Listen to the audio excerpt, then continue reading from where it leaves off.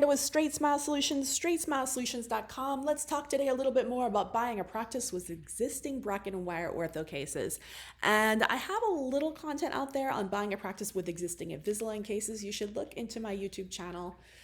Specifically, you can put in the keywords Invisalign, transfer, and you'll see a lot about transferring Invisalign cases and what to look out for, red flags, things like that. Ultimately, you do always want to audit every single case. Every single case should also have progress records, progress x-ray, progress photos. If they don't get them, guess what? You don't want them. Tell them that they need to refer those patients out to ortho and they can pay to refer them out. You don't want those patients. Of course, if this is a GP or a pediatric primary care practice and you refer them out for ortho, they are probably also GP patients and you're going to lose those patients, which reduces the value of the practice, and hopefully you can reduce the cost accordingly. And if they're not willing to do that, well, guess what? You're not the right buyer.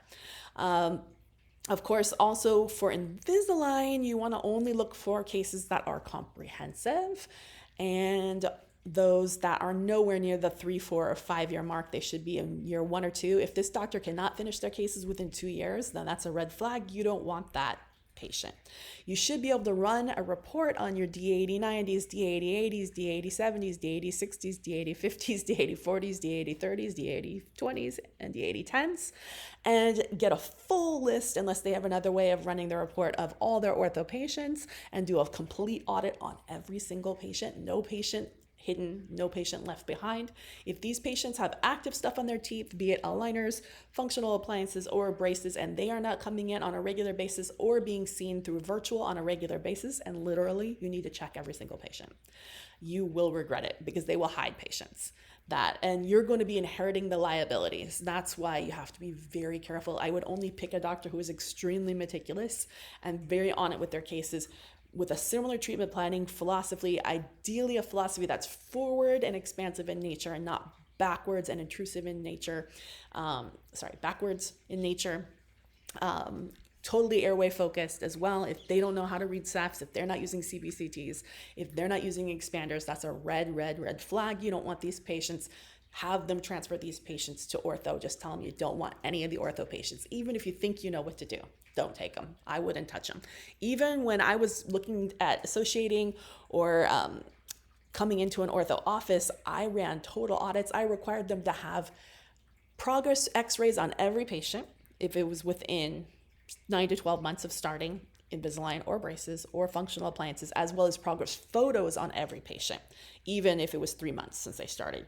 And I would go through every single case ahead of time to see if I had questions, to see if there was a problem.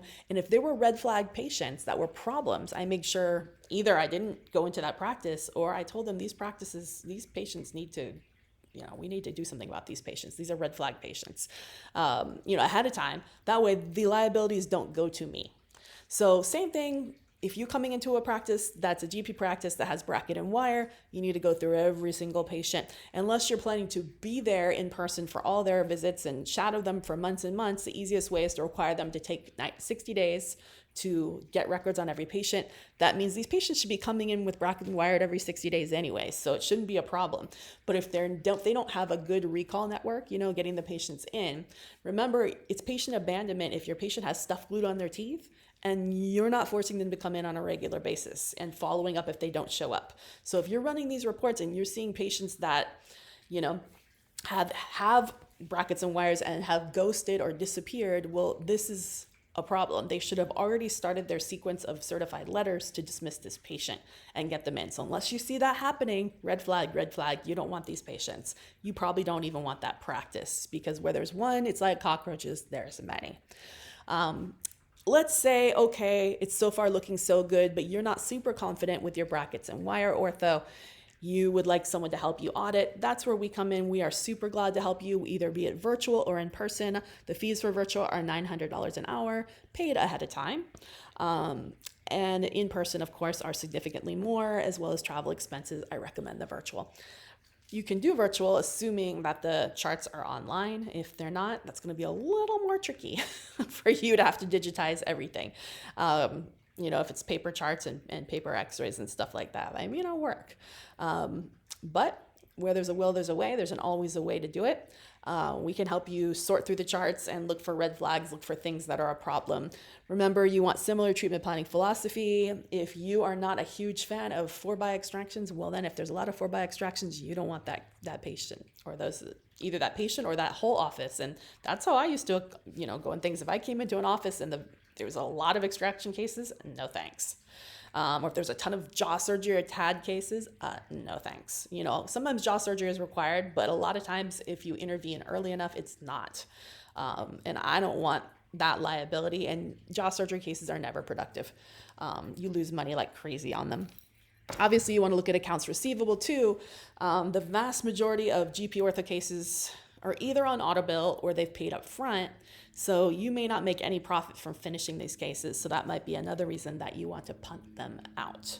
So yeah, y'all, if you are doing fixed ortho in your practice and you're thinking about selling it, my suggestion is that you finish up the cases before you sell it, because you're going to have a lot harder time selling your practice if you have the fixed ortho in there.